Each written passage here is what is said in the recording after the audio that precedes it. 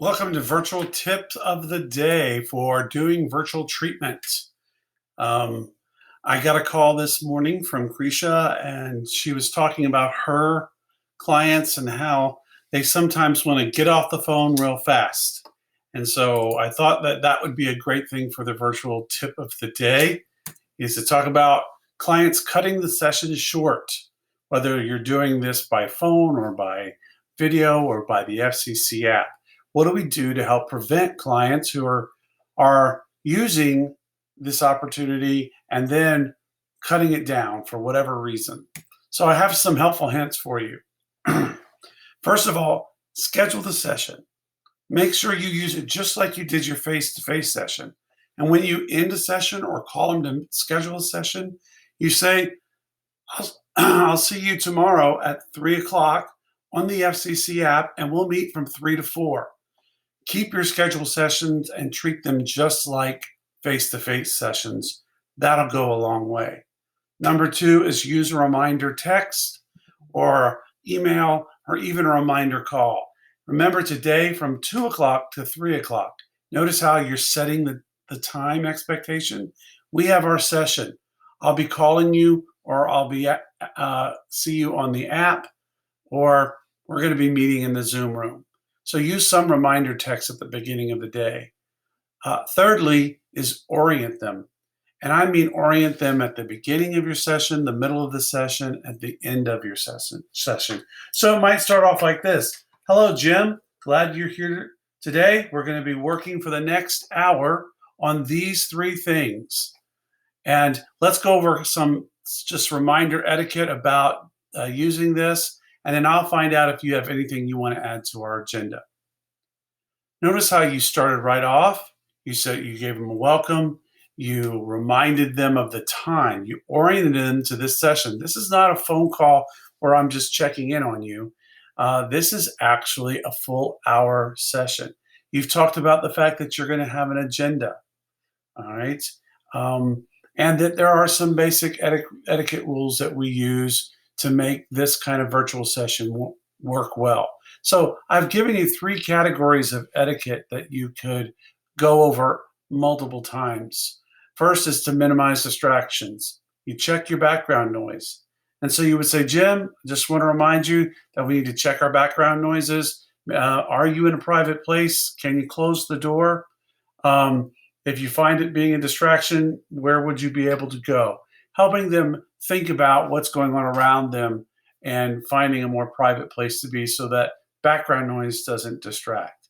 And then you can say, and we ask that you please don't eat during the video session or during the phone session. Next thing is fill up the screen.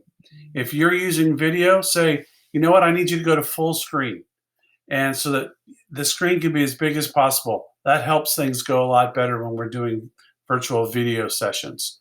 You can also say, I want you to work to keep your face in the center of the screen so that I can see you. I'm going to try to do that too. And if for some reason I'm not in the center of the screen, please let me know because I want to make sure that we do have visual contact with one another. The second thing is stay focused.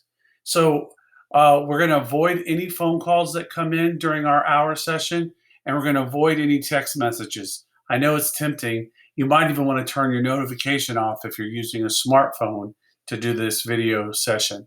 Avoid other software programs like Angry Birds or Facebook or other social media. Those things can be a distraction. So let's make sure that those things are turned off as well. Also, we want to avoid other activities like trying to clean the kitchen or wash the dishes while we're having our session. Our session needs to be the only activity that we focus on. And that's helpful if you have a pen and paper with. So sometimes we'll do some exercises where I'll have you write some things down.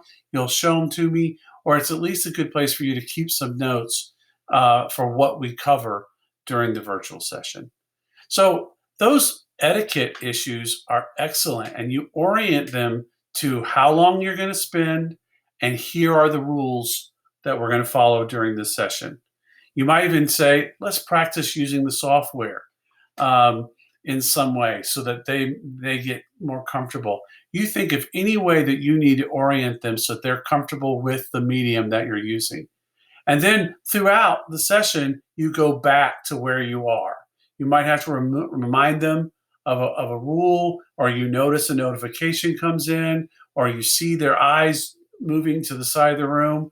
Then you just say, "Hey, I noticed that something's distracting you. Do we need to get in a more private place?" All right. Or halfway through, say, "We're about halfway through, so we've got about 30 more minutes to go." Or we're about 10 minutes left and we have one more agenda item to cover. Which leads me to the fourth thing: use an agenda and talk about where you are on the agenda. So you might start off and say, "Well, so Jim, today we're going to work on these three elements. Is there anything else that you want to put on this agenda for us to do today?" This gets them aware ahead of time of what you're going to do, how many things need to be done, and it gives them a sense of empowerment to what goes on that agenda. And then you just start moving through the agenda.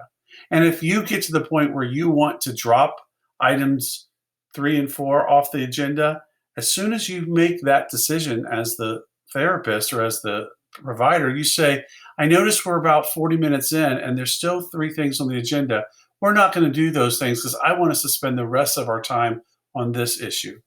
So a lot of the things that would be happening kind of naturally or non-verbally in a face-to-face, you really have to verbalize, even when you're doing face-to-face video, because many people aren't used to this. They still feel like it's a real disconnect. So when you articulate or put into words your agenda and how the meeting is flowing, that helps them follow you along. The agenda, the orientation, the reminders, the schedules, the etiquette, all these things help the client stay with you during your virtual session. All right, keep up the good work. And if you come up with a good tip, let me know because we want to share it with everybody.